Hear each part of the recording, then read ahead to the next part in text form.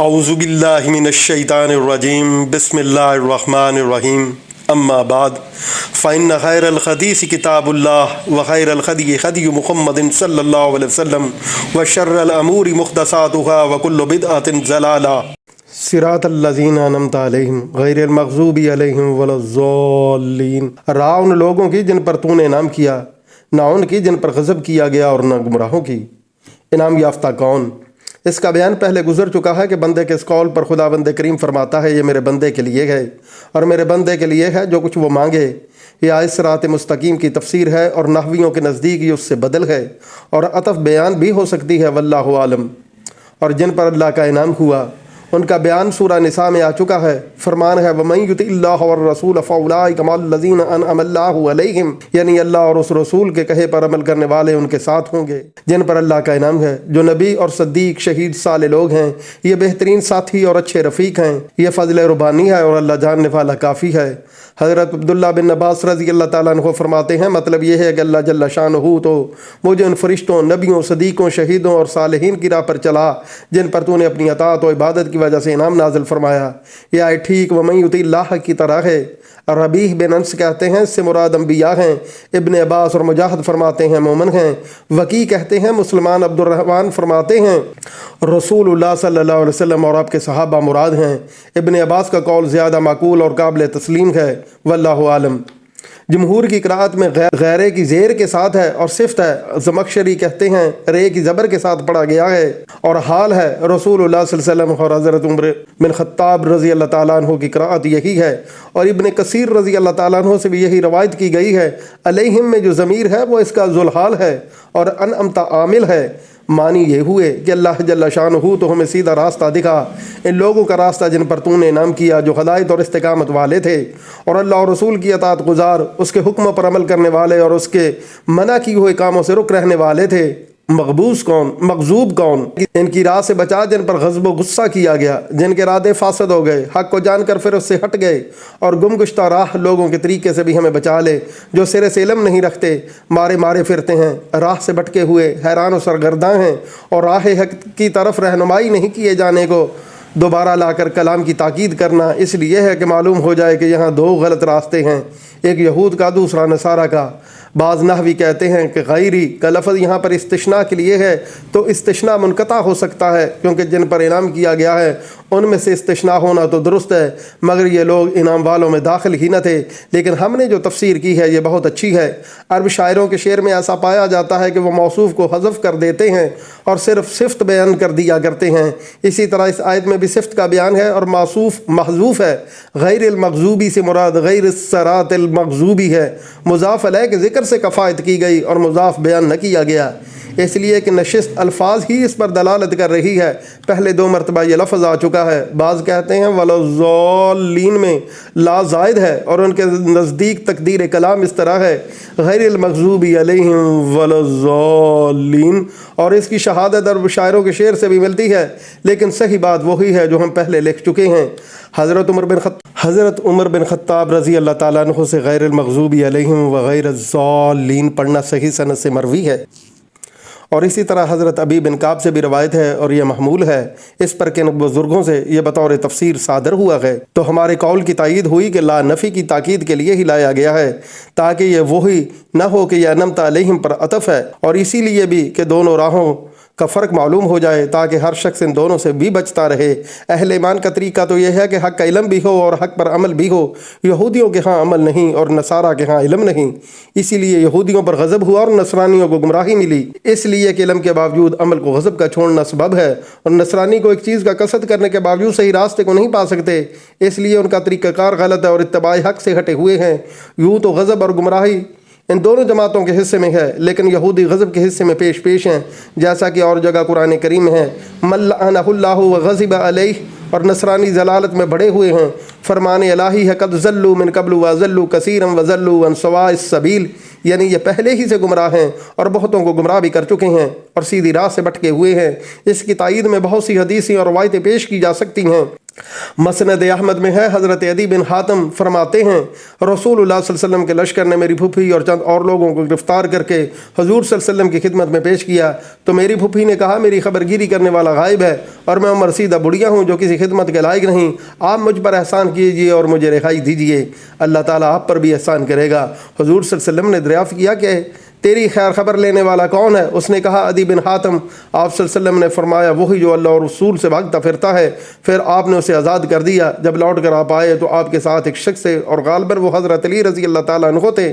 آپ صلی اللہ علیہ وسلم نے فرمایا لو ان سے سواری مانگ لو۔ میری پھوپھی نے ان سے درخواست کی جو منظور ہوئی اور سواری مل گئی۔ وہ جہاں سے آزاد ہو کر میرے پاس آئیں اور کہنے لگیں حضور صلی اللہ علیہ وسلم کی سخاوت نے تیرے باپ حاتم کی سخاوت کو بھی ماند کر دیا، آپ کے پاس جو آتا ہے وہ خالی ہاتھ واپس نہیں جاتا۔ یہ سن کر میں بھی حضور صلی اللہ علیہ وسلم کی خدمت میں حاضر ہوا۔ میں نے دیکھا کہ چھوٹے بچے اور بڑھیا عورتیں بھی آپ صلی اللہ علیہ وسلم کی خدمت میں آتی جاتی ہیں اور آپ ان سے بھی بے تکلفی کے ساتھ بولتے ہیں۔ اس بات نے مجھے یقین دلا دیا کہ آپ کیسر و کسریٰ کی طرح بادشاہت اور وجاہت کے طلب کرنے والے نہیں۔ آپ صلی اللہ علیہ وسلم نے مجھے دیکھ کر فرمایا عدی لا الہ الا اللہ کہنے سے کیوں بھاگتے ہو؟ کیا اللہ کے سوا اور کوئی عبادت کے لائق ہے؟ اللہ اکبر کہنے سے کیوں منہ موڑتے ہو؟ کیا اللہ عز و جل سے بھی کوئی بڑا ہے؟ مجھے پر ان کلمات نے آپ کی سادگی اور بے تکلفی نے ایسا اثر کیا کہ میں فوراً کلمہ پڑھ کر مسلمان ہو گیا، جس سے آپ بہت خوش ہوئے اور فرمانے لگے مغضوبی علیہم سے مراد یہود ہیں اور الضالین سے مراد نصارہ ہیں۔ ایک اور حدیث میں ہے کہ حضرت علی رضی اللہ تعالیٰ عنہ کے سوال پر حضور صلی اللہ علیہ وسلم یہ تفسیر ارشاد فرمائی تھی۔ اس حدیث کی بہت سی سنتیں ہیں اور مختلف الفاظ سے مروی ہیں۔ بنو کین کے ایک شخص نے وادی القرا میں حضور صلی اللہ علیہ وسلم سے یہی سوال کیا، آپ صلی اللہ علیہ وسلم نے جواب میں یہی فرمایا۔ بعض روایتوں میں ان کا نام عبداللہ ابن عمر ہے، واللہ عالم۔ ابن مردویہ میں ابو ذر سے بھی یہی روایت ہے۔ حضرت عبداللہ بن نباس، حضرت ابن مسعود اور بہت سے صحابیوں سے بھی یہ تفسیر منقول ہے۔ ربیع بن عبد الرحمن بن زیاد بن اسلم وغیرہ بھی یہی فرماتے ہیں، بلکہ ابن ابی حاتم تو فرماتے ہیں کہ مفسرین میں اس بارے میں کوئی اختلاف ہی نہیں۔ ان ائمہ کی اس تفسیر کی دلیل ایک تو وہ حدیث ہے جو پہلے گزری، دوسری سورہ بقرہ کی یہ آیت جس میں بنی اسرائیل کو خطاب کر کے کہا گیا ہے بئس ما اشتروا، اس آیت میں کہ اس پر غضب نازل ہوا، اور سورۃ مائدہ کی آیت قل هل انبئکم بشر میں بھی ہے کہ ان پر غضب الہی نازل ہوا، اور جگہ فرمان الہی لعن الذین کفروا، یعنی بنی اسرائیل میں سے جن لوگوں نے کفر کیا ان پر لعنت کی گئی۔ داؤد علیہ السلام اور عیسیٰ بن مریم علیہ السلام کی زبانی جب وجہ ان کی نافرمانی اور حد سے گزر جانے کے ہے، یہ لوگ کسی برائی کے کام سے آپس میں روک ٹوک نہیں کرتے تھے، یقیناً کے کام بہت برے تھے۔ اور تاریخ کی کتابوں میں ہے کہ زید بن عمرو بن نفیل جب کہ دین خالص کی تلاش میں اپنے ساتھیوں سے نکلے اور ملک شام میں آئے تو ان سے یہودیوں نے کہا کہ آپ ہمارے دین میں داخل نہیں ہو سکتے جب تک غضب الہی کا ایک حصہ نہ پالو۔ انہوں نے جواب دیا کہ اس سے بچنے کے لیے تو دین حق کی تلاش میں نکلے ہیں، پھر اسے کیسے قبول کر لیں؟ پھر نصرانیوں سے ملے، انہوں نے کہا جب تک خدا بند تعالیٰ کی ناراضگی کا حصہ نہ لیں تب تک آپ ہمارے دین میں نہیں آ سکتے۔ انہوں نے کہا ہم یہ بھی نہیں کر سکتے، چنانچہ وہ اپنی فطرت پر ہی رہے، بتوں کی عبادت اور قوم کا دین چھوڑ دیا، لیکن یہودیت یا نصرانیت اختیار نہ کی۔ البتہ زید کے ساتھیوں نے عیسائی مذہب کو قبول کر لیا، اس لیے کہ یہودیوں کے مذہب سے یہ ملتا جلتا تھا۔ انہی میں حضرت ورقہ بن نوفل تھے، انہیں نبی کریم صلی اللہ علیہ وسلم کی نبوت کا زمانہ ملا اور ہدایت الہی نے ان کی رہبری کی اور یہ حضور صلی اللہ علیہ وسلم پر ایمان لائے اور جو وحی اس وقت تک اتری تھی اس کی تصدیق کی رضی اللہ تعالیٰ عنہ۔ مسئلہ زاد اور زائے کی قراءت میں بہت فرق ہے اور ہر ایک کے بس کا نہیں، اس لیے علماء کرام کا صحیح مذہب یہ ہے کہ یہ فرق معاف ہے۔ زاد کا صحیح مخرج تو یہ ہے کہ زبان کا اول کنارہ اور اس کے پاس کی داڑیں، اور زے کا مخرج زبان کا ایک طرف اور سامنے والے اوپر کے دو دانت کے کنارے۔ دوسرے یہ کہ دونوں حرف مجہورہ اور رخوہ اور مطبقہ ہیں، پس اس شخص کو جسے ان دونوں میں تمیز کرنی مشکل ہو اسے معاف ہے کہ زاد کو زے کی طرح پڑھ لے۔ ایک حدیث میں ہے کہ میں زاد کو سب سے زیادہ صحیح پڑھنے والا ہوں، لیکن یہ حدیث بالکل بے اصل اور لاپتہ ہے۔ الحمد کا تعارف و مفہوم، یہ مبارک سورت نہایت کارآمد مضامین کا مجموعہ ہے۔ ان 7 آیتوں میں اللہ تعالیٰ کی حمد، اس کی بزرگی، اس کی ثنا و صفت اور اس کے پاکیزہ ناموں کا اور اس کی بلند و بالا صفتوں کا بیان ہے۔ ساتھ ہی قیامت کے دن کا ذکر ہے اور بندوں کو ارشاد ہے کہ وہ اس مالک سے سوال کریں، اس کی طرف تضرع زاری کریں، اپنی مسکینی اور بے کسی اور بے بسی کا اقرار کریں اور اس کی عبادت خلوص کے ساتھ کریں اور اس کی توحید الوہیت کا اقرار کریں، اسے شریک نظیر اور مثل سے پاک اور برتر جانیں، صراط مستقیم اور اس پر ثابت قدمی اس سے طلب کریں تاکہ یہی ہدایت انہیں قیامت والے دن پل صراط سے بھی پار اتارے اور نبیوں، صدیقوں، شہیدوں اور صالحوں کے ساتھ پڑوس میں جنت الفردوس میں جگہ دلائے۔ ساتھ یہ صورت میں نیک اعمال کی ترغیب ہے تاکہ قیامت کے دن نیکوں کے ساتھ ملے اور باطل راہوں پر چلنے سے ڈراوا پیدا ہو تاکہ قیامت کے دن بھی یہ باطل پرست یہود و نصارہ کی جماعت سے دور ہی رہیں۔ اس باریک نقطے پر بھی غور کیجئے کہ انعام کی اسناد تو اللہ تعالیٰ کی طرف کی گئی اور انمتا کہا گیا لیکن غضب کی اسناد اللہ کی طرف نہیں گئی، یہاں فاعل حذف کر دیا گیا اور مغضوب علیہم کہا گیا، اس میں پروردگار عالم کی جناب میں ادب کیا گیا ہے، دراصل حقیقی فاعل اللہ تعالیٰ ہی ہے، جیسے اور جگہ ہے غضب اللہ علیہم، اور اسی طرح ضلالت کی اسناد بھی ان کی طرف کی گئی جو گمراہ ہیں، حالانکہ اور جگہ میں ہے من یہد اللہ فہو المہتدی ومن یضلل، یعنی اللہ جسے راہ دکھائے وہ راہ یافتہ ہے اور جسے وہ گمراہ کر دے اس کا رہنما کوئی نہیں، اور جگہ فرمایا من یضلل اللہ فلا ہادی لہ، یعنی جسے اللہ گمراہ کر دے اس کا ہادی کوئی نہیں، وہ تو اپنی سرکشی میں بہہ کے رہتے ہیں۔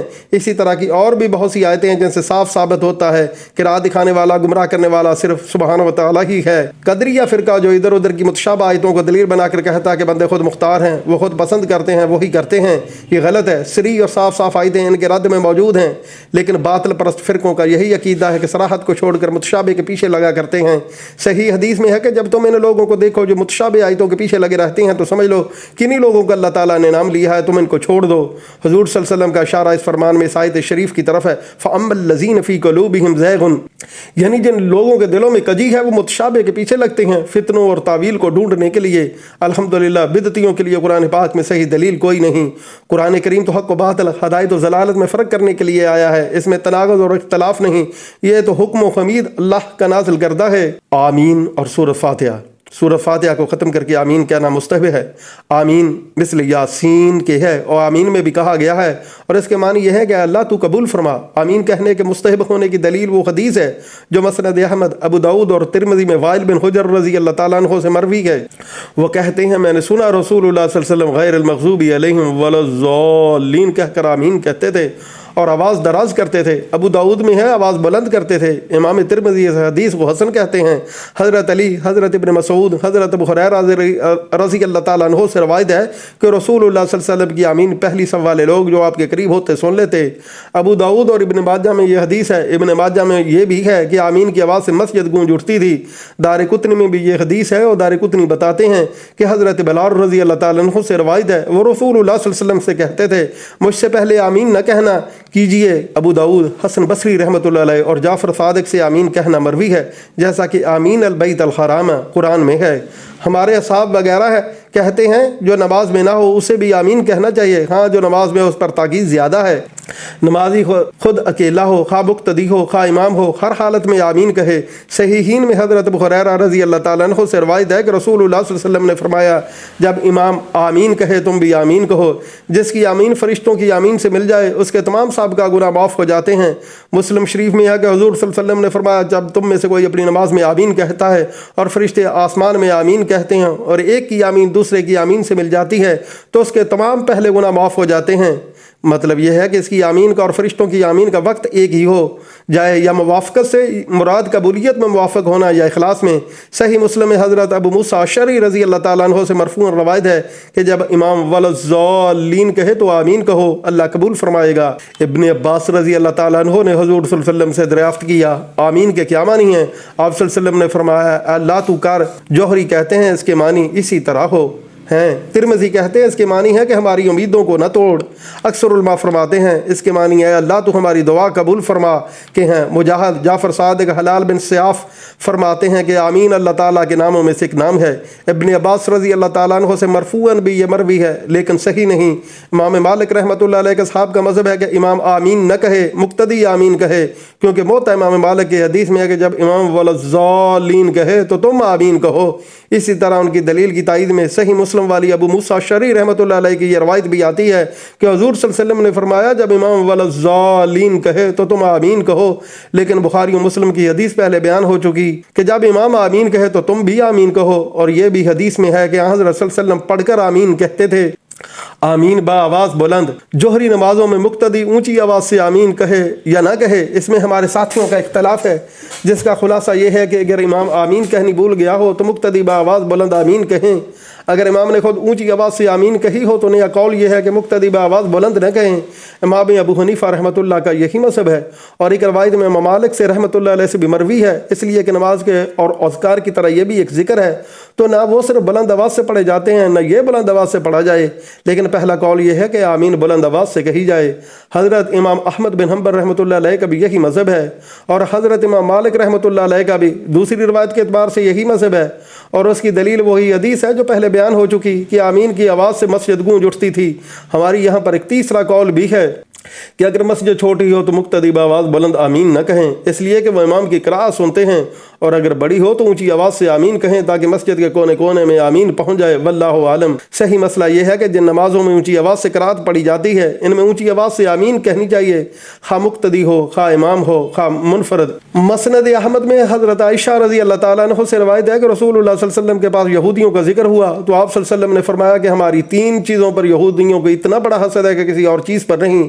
ایک تو جمعے کو اللہ نے ہمیں اس کی ہدایت کی اور یہ بہہ گئے، دوسرے قبلہ، تیسرے ہمارا امام کے پیچھے آمین کہنا۔ ابن ماجہ کی حدیث میں یوں ہے کہ یہودیوں کو سلام پر اور آمین پر جتنی چڑھ ہے اتنی کسی اور چیز پر نہیں۔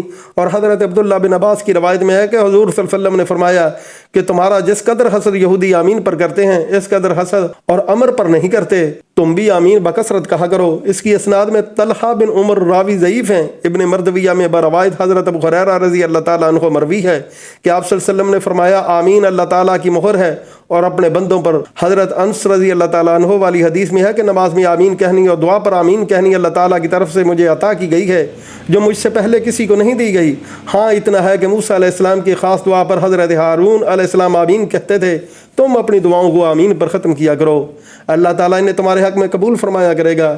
اس حدیث کو پیش نظر رکھ کر قرآن کریم کے ان الفاظ کو دیکھیے جن میں حضرت موسیٰ علیہ السلام کی دعا ربنا انک آتیت فرعون، یعنی الہی تو نے فرعون اور فرعونیوں کو دنیا کی زینت اور مال دنیا کی زندگانی میں عطا فرمایا ہے جس سے وہ تیری راہ سے دوسروں کو بہکا رہے ہیں، اللہ ان کے مال برباد کر اور ان کے دل سخت کر، یہ نہ ایمان لائیں جب تک دردناک عذاب نہ دیکھ لیں، یہ ایمان نہ لائیں۔ حضرت موسیٰ علیہ السلام کی اس دعا کی قبولیت کا اعلان ان الفاظ میں ہوتا ہے قد اجیبت دعوتکما، یعنی تم دونوں کی دعا قبول کی گئی، تم مضبوط رہو اور بے علموں کی راہ نہ جاؤ۔ دعا صرف حضرت موسیٰ علیہ السلام کرتے تھے اور حضرت ہارون صرف آمین کہتے تھے، لیکن قرآن نے دعا کی نسبت دونوں کی طرف کی۔ اس سے بعض لوگوں نے استدلال کیا ہے کہ جو شخص کسی دعا پر آمین کہے وہ گویا خود وہ دعا کر رہا ہے۔ اب اس استدلال کو سامنے رکھ کر وہ قیاس کرتے ہیں کہ مقتدی قراءت نہ کرے اس لیے کہ اس کا سورہ فاتحہ کے بعد آمین کہنا پڑھنے کے قائم مقام ہے، اور اس حدیث کو بھی دلیل میں لاتے ہیں کہ جس کا امام ہو تو اس کے امام کی قراءت اس کی قراءت ہے۔ حضرت بلال رضی اللہ تعالیٰ عنہ کہا کرتے تھے کہ حضور صلی اللہ علیہ وسلم آمین میں مجھ سے سبقت نہ کیا کیجیے، اس کھینچتانی سے مقتدی پر جوہری نمازوں میں الحمد کا نہ پڑھنا ثابت کرنا چاہتے ہیں۔ واللہ عالم۔ یہ یاد رہے کہ اس کی مفصل بحث پہلے گزر چکی ہے۔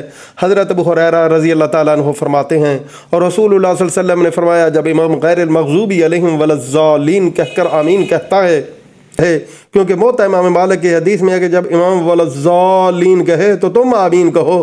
اسی طرح ان کی دلیل کی تائید میں صحیح مسلم والی ابو موسیٰ شری رحمۃ اللہ علیہ کی یہ روایت بھی آتی ہے کہ حضور صلی اللہ علیہ وسلم نے فرمایا جب امام ولا الضالین کہے تو تم آمین کہو، لیکن بخاری و مسلم کی حدیث پہلے بیان ہو چکی کہ جب امام آمین کہے تو تم بھی آمین کہو، اور یہ بھی حدیث میں ہے کہ حضرت صلی اللہ علیہ وسلم پڑھ کر آمین کہتے تھے۔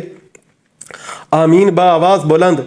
جوہری نمازوں میں مقتدی اونچی آواز سے آمین کہے یا نہ کہے اس میں ہمارے ساتھیوں کا اختلاف ہے، جس کا خلاصہ یہ ہے کہ اگر امام آمین کہنی بھول گیا ہو تو مقتدی با آواز بلند آمین کہیں، اگر امام نے خود اونچی آواز سے آمین کہی ہو تو نیا قول یہ ہے کہ مقتدی با آواز بلند نہ کہیں۔ امام ابو حنیفہ رحمۃ اللہ کا یہی مذہب ہے، اور ایک روایت میں امام مالک سے رحمۃ اللہ علیہ سے بھی مروی ہے، اس لیے کہ نماز کے اور اذکار کی طرح یہ بھی ایک ذکر ہے، تو نہ وہ صرف بلند آواز سے پڑھے جاتے ہیں نہ یہ بلند آواز سے پڑھا جائے، لیکن پہلا قول یہ ہے کہ آمین بلند آواز سے کہی جائے۔ حضرت امام احمد بن حنبل رحمۃ اللہ علیہ کا بھی یہی مذہب ہے، اور حضرت امام مالک رحمۃ اللہ علیہ کا بھی دوسری روایت کے اعتبار سے یہی مذہب ہے، اور اس کی دلیل وہی حدیث ہے جو پہلے بیان ہو چکی کہ آمین کی آواز سے مسجد گونج اٹھتی تھی۔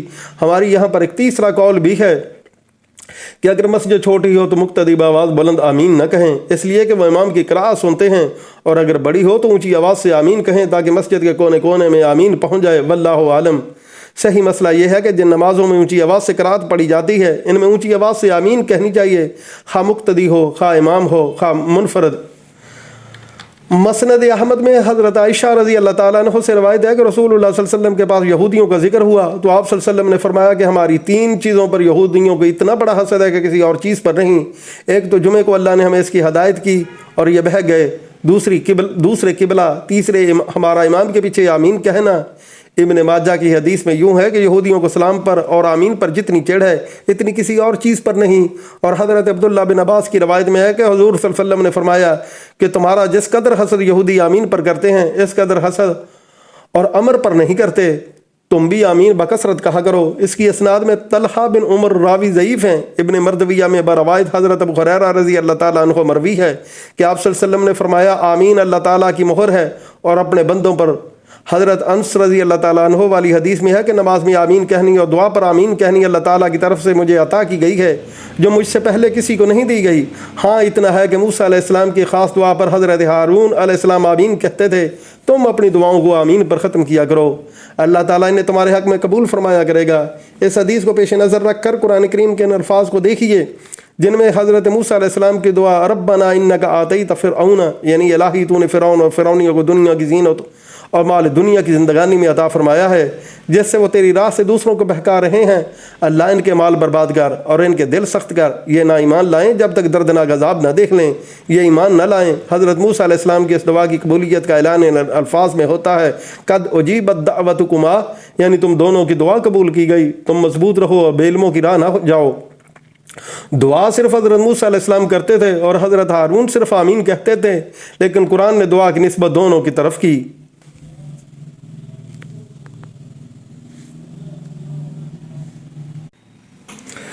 اس سے بعض لوگوں نے استدلال کیا ہے کہ جو شخص کسی دعا پر آمین کہے وہ گویا خود وہ دعا کر رہا ہے۔ اب اس استدلال کو سامنے رکھ کر وہ قیاس کرتے ہیں کہ مقتدی قرأت نہ کرے اس لیے کہ اس کا سورہ فاتحہ کے بعد آمین کہنا پڑھنے کے قائم مقام ہے، اور اس حدیث کو بھی دلیل میں لاتے ہیں کہ جس کا امام ہو تو اس کے امام کی قرأت اس کی قرأت ہے۔